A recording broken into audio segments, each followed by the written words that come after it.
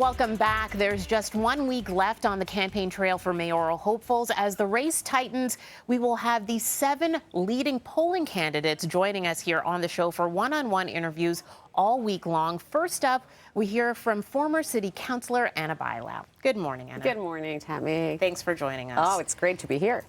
Former deputy mayor, also, as we said, former councillor of 12 years for the city of Toronto, so a familiar name. Just wondering how, when you have that, and you also have the endorsement of many current councillors, as well as the deputy mayor, Jennifer McKelvey, from last week. Yeah, right. So you have that endorsement and that support and that backing. How do you separate yourself from the current government that a lot of Torontonians may say, you know, they had part in the decisions that have brought Toronto to where we are today? Well, I come to this job with my own life experience. I think we all go into it with our life experience. And, you know, I'm an immigrant woman from a working class family with experience in private sector and with the experience of 12 years at council, so I won't need to learn on the job, that's for sure.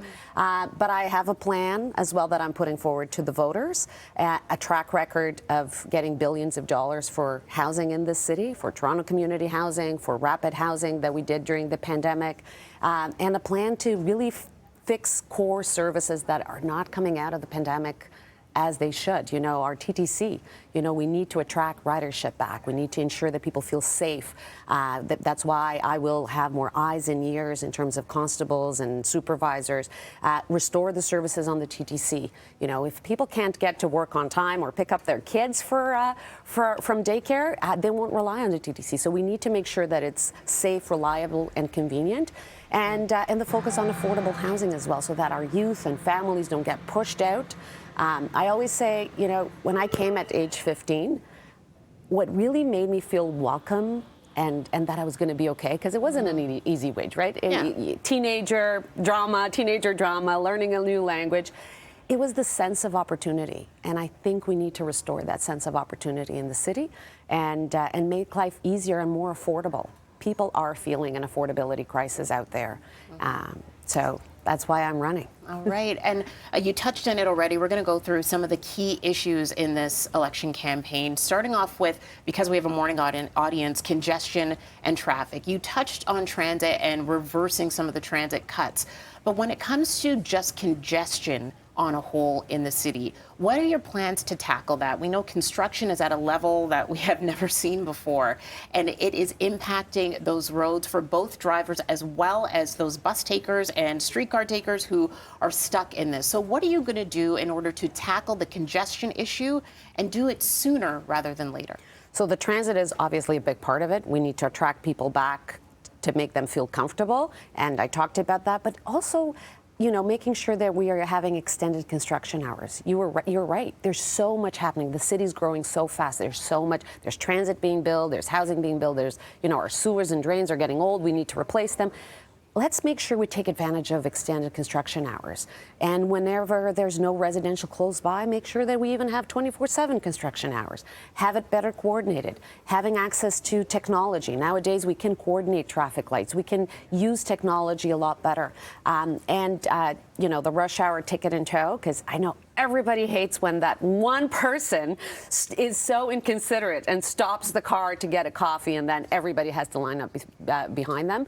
I will extend it to citywide. Is not happening citywide right now, and on a permanent basis as well. So it has to be a set of measures. There's not one solution, but it includes transit, using construction more coordinated and faster, using of technology, and have enforcement as well. We'll move on to public safety. You talked about reversing the transit cuts as well as hiring more TTC staff to make people feel safer there. But what about overall safety outside of transit? People who don't feel safe in their neighborhoods. So my public safety plan is a well-funded police. We need to fund our police properly and have them well-trained, and in particularly have neighborhood programs where they can have relationships with the communities and tackle the 911 response times. You know, people are calling 911 and having to wait 20 minutes to have their call responded. So we need that investment, but at the same time, we need to have alternate responses for things that really the police shouldn't be doing. You know, when somebody's in mental health distress, it shouldn't be the police responding to those calls. So the city has started the Toronto Community Crisis Response Unit. It only covers 60% of the city. I will expand it to 100% of the city so that when somebody is in mental health distress can have that response. It's not an either or. Some candidates believe that you should only do one, you know. Other ones believe that that it's only the police. We need both. We need to both work on both tracks. Both of them. Affordable housing is the next issue, and this is something that we've actually reached out to viewers, asking them to provide us with a question that they'd have specifically for you. Affordable housing came up. A viewer named Andrea on Facebook asked this question. She asked us to ask you what you think about affordable housing. Put a cost on it for renters and buyers. How will she stop people from buying affordable housing and flipping it? So we need three things on affordable housing in the city. We need a lot more supply. We're not building enough to the growth of the city, so we need to do it quicker, and we need to make sure that at City Hall, the processes go faster. And we need to make sure that some things, we get rid of the red tape, you know, for density in our avenues where there's buses and streetcars, that we can have those 8 stories, 10 stories, so we don't end up with a city with 80 stories and single family homes. And that supply will create a level of affordability. The other thing is we need more affordable housing, using our land, making sure that we have incentives, working with our nonprofits, and supportive housing to deal with a lot of the homelessness issues, which is housing that is coming with wraparound supports.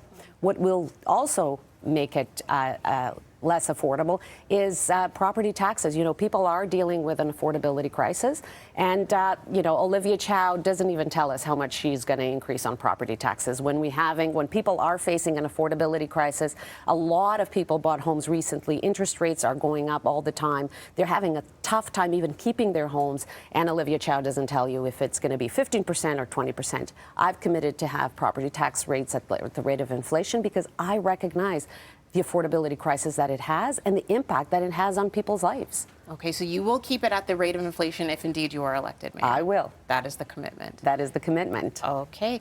Ana Bailão, thank you so much for joining us once again. We really do appreciate it. Once again, we want to remind everyone, voting day, June 26th, next Monday. Thank you once again. Thank you. Pleasure to be here with you. All right.